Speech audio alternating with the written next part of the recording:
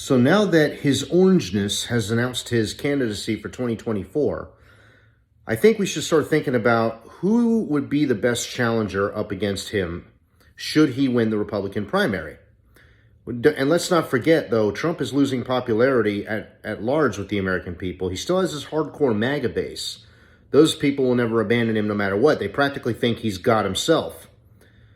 But Ron DeSantis could eke out a win in a primary against him. That said, who could beat DeSantis in a general election? Now, we know DeSantis, like Trump, is an emotional person. He breaks down easy. He stumbles over his words when he gets flustered. He has trouble defending his positions. He's actually quite beatable. But on the national stage, DeSantis has broader appeal. That's what makes him more dangerous as far as getting somebody into office who will actually push for policies that the majority of Americans want.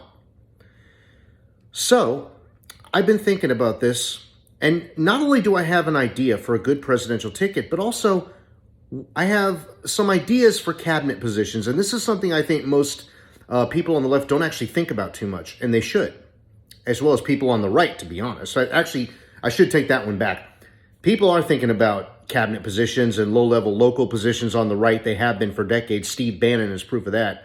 Basically saying we need to run for school boards, we need to run for local superintendents and all that other stuff, because he's trying to basically stack the whole deck from the ground up, and that's what we should be doing. So I really should retract that last statement about the right. But the left needs to start doing this too. And I'm starting by saying, okay, with my presidential ticket, what would make a great cabinet? Who would fill some of the most key positions to really help this agenda move forward that we actually need in this country? Well, let me start with the vice presidential ticket. I mean, that's the most obvious one, right? As of right now, my suggestion for the presidential ticket of 2024 is Katie Porter for president and Jeff Merkley, senator from Oregon, for vice president. Some people may disagree with that, but hey, here's the thing. Katie Porter is a no-nonsense politician when it comes to sticking it to big business, going after the price gougers and the executives and the investors and all of them who are screwing the American people over. She is a couple steps above Elizabeth Warren. She has broader appeal. She's able to win in a swing district, or traditionally a red district, really. Elizabeth Warren kind of fell out of favor with the left a while back with her shenanigans against Bernie, so she's not really a good choice right now. Now, having said that,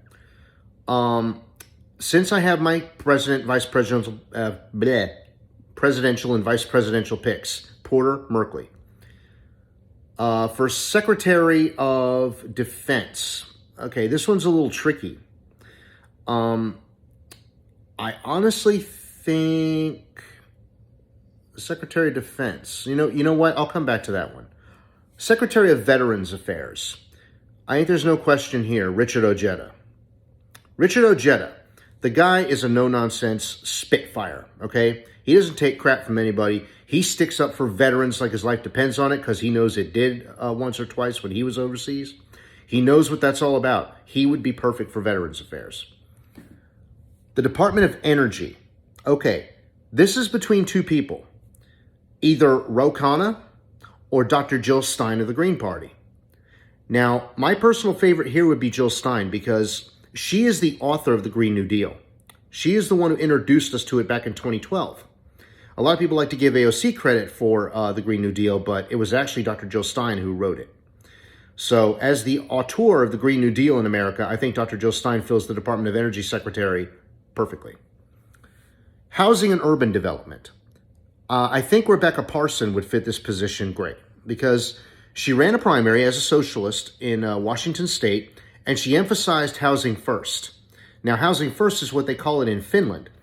And this is basically a policy that guarantees every citizen has a roof over their head from the start. Housing isn't something that has to be earned over in Finland with this policy. It is the starting point.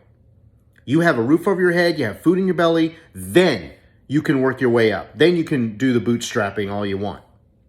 That's how it should be. And Rebecca Parson understands this. And she's been fighting for it now for a little while. I think the protest she has in mind of occupying empty buildings and not leaving and stuff, a little questionable considering the reaction that would ensue. There would be a lot of law enforcement getting involved and attacking of innocent protesters, because that's what the police in this country are here to do. They're here to brutalize the poor on behalf of the rich. But still, I think she would be great for the Secretary of Housing and Urban Development. I think, what's her name? God, I wish I remembered it. The one who's in charge of Indigenous Affairs or whatever that is. What's her name? That New Mexico representative. First Native American elected to office. I'm blanking on her name. But I think she's good in that position. So I think she can stay there. The secretary for the Consumer Financial Protection Bureau, or the director of the Financial Protection Bureau, I think there's no question about that, Elizabeth Warren. Elizabeth, that's the organization she founded, so it's only fitting that she should run it. What else we got? Secretary of State. You know, this one's a little tricky. A few years ago, I would have said Tulsi Gabbard, but she showed her true colors, and she is no longer on my list. She's an opportunist following the money.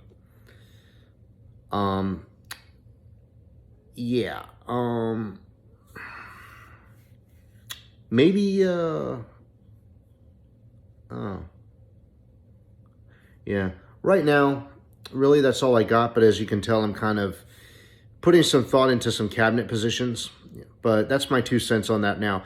Trump has announced, there's no doubt DeSantis will probably make a run for it. Some other Republicans might. He's warning them, don't you dare run, or I'm, might have to do something, Emoji. Let's go teach him a lesson. Trump, he's a wannabe mobster. That's just how he is.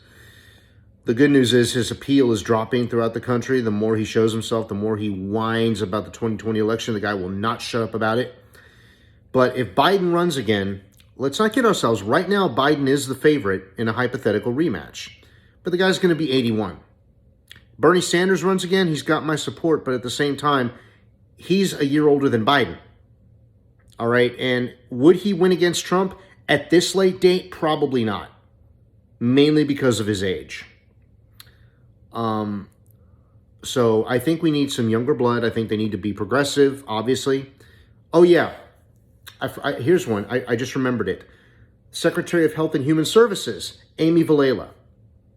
Why? Because she is one of the frontline warriors on universal health care. So I think she would be perfect for that. Okay. So that's what I've got to say right now. Hope you all are having a good day. Talk to you later.